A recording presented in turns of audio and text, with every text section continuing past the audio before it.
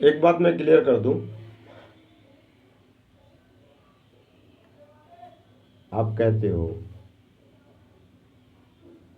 परमेश्वर,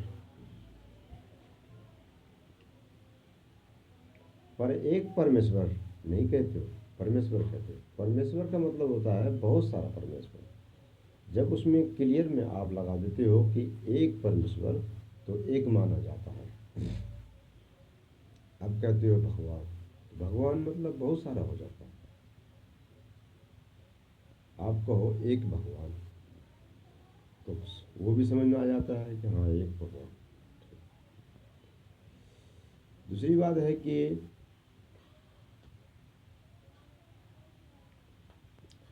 आप अपनी जिंदगी से, अपनी मौत से कितना डरते हो? बहुत डरते हो। अपनी जिंदगी को बचाने के लिए कार, बंगले, महल, park, swimming pool, AC, fridge, बंगला, क्या क्या आप लाते हैं।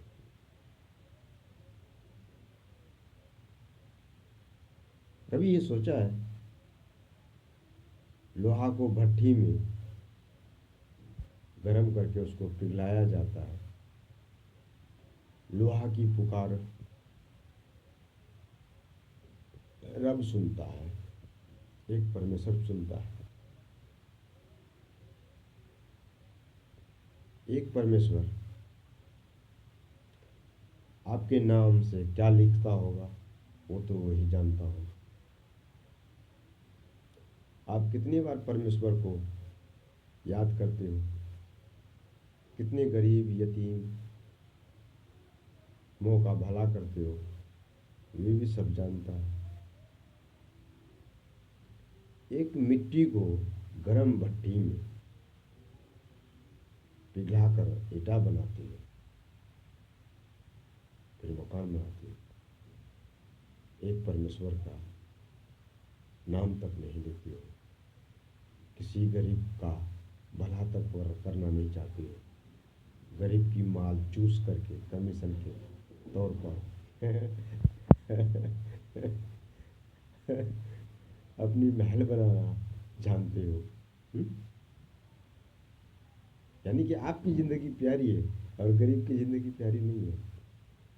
बेचारी उन मज़दूरों की ज़िंदगी प्यारी नहीं है क्या? हैं? वो मज़दूर है, ठीक है, आपका घर का नौकर है, पर वो अपने घर का मालिक भी हो सकता है ना? नहीं हो सकता? मालिक आप भी हैं, मालिक वो भी है। देखो सब इंसान बराबर है। हैं?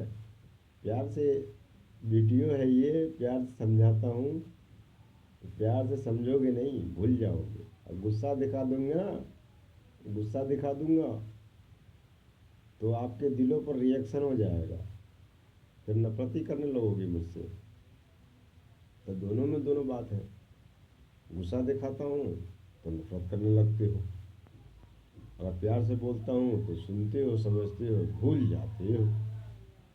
यही धोखा हो रहा है ना भाई।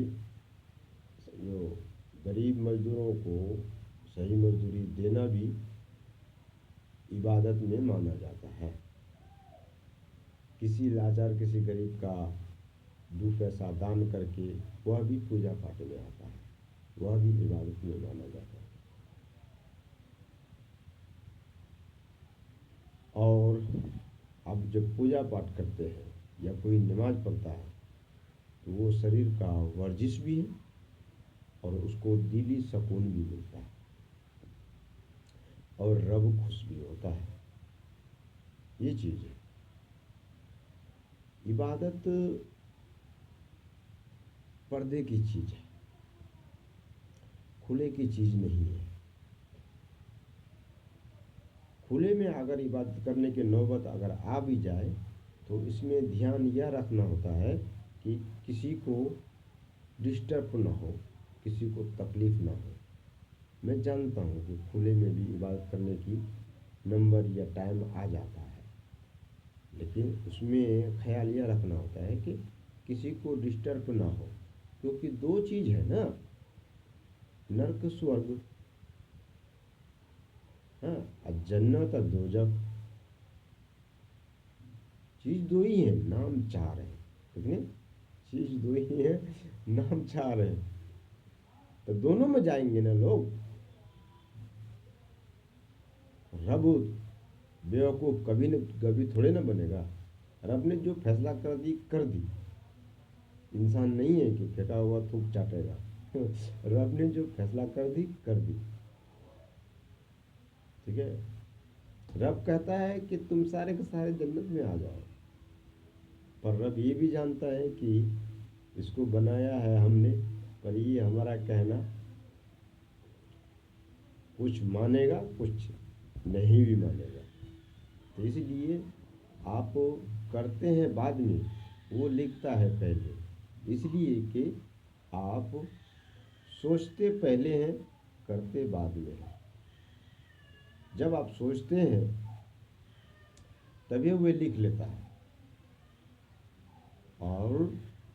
और आपको शैतान धक्के मार के वो काम करवा देता है। आप सोचते होंगे, आप बहुत दिमागदार हो ना, हमसे ज़्यादा दिमागदार हो, समझदार भी हो। आप सोचते हो कि हम रब को बेवकूफ़ बनाए, पर रब ने जो शैतान बनाए हैं, आप जब सोचोगे जब गलत सोचोगे उसी वक्त शैतान सवार हो जाएगा और शैतान आपको वो काम करवा देगा, और रब के बनाए हुए जो फरिश्ते हैं ना वो लिख लेगा।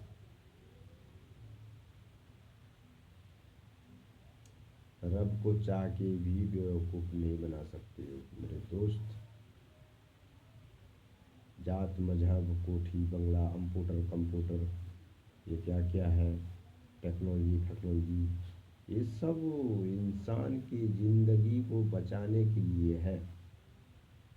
मारने का कोशिश ना करें। और जो लोग खर्चीला है ना, उनसे हज़ारों घर चलता है। जो लोग पैसे बैंक में जमा कर रहे हैं ना, जमा करके मर जाते हैं, सरकार उसके साथ में क्या करती है, या उनके बच्चे के साथ ही में क्या करती है, पैसा जमा करके रखने वालों को कुछ मालूम नहीं होता। वो तो जमा करके मर जाता है, और वो पैसे को निकासी करने के लिए जो जाता है ना, उसको समझ में आता है। और वो आदमी पूरी दुनिया को प्रचार करके सुना नहीं सकता, क्योंकि वो बातों तो उसके अंदर ही रह जाता है। बैंक उसके साथ में क्या किया क्या ना किया, उसके अंदर में ही रह जाता है। आता है जो रास्ता पे जो चलता है वही जानता है, बैठने वालों को क्या मालूम। जो दिल की सुनेगा वही शिखर चढ़ेगा। दिल है तो जोश है, बाकी हम आपके हैं कौन। मानो तो मैं अपना हूँ, ना मानो तो गैर। धन्यवाद।